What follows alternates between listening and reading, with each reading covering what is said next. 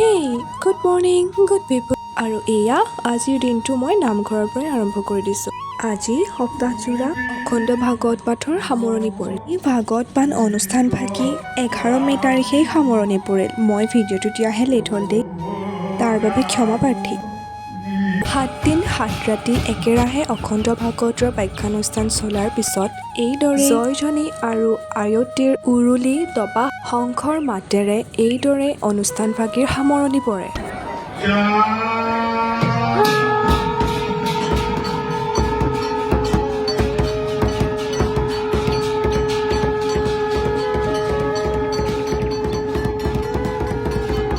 অখণ্ড ভাগৱতৰ সামৰণি পৰাৰ পাছত এইদৰে নামঘৰৰ চাৰিওপাশে 7 পাক দিয়া হয়।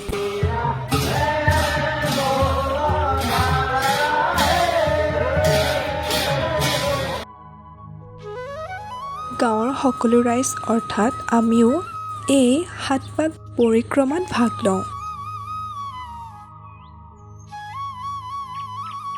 আৰু শেষত মাধুৰ্য বৰাৰ বক্তব্যত আজিৰ দিনটোৰ সামৰণি পৰে।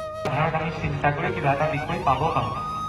চিন্তাৰ জৰিয়তেহে ঈশ্বৰক পাব পাৰোঁ, যিটো ক'ৰ পৰা উৎপন্ন হয়, ভাৱৰ পৰা। আৰু শেষত নামঘৰৰ এই বন্তি সদায়ে অক্ষয় ৰূপত উজ্বলি থাকক।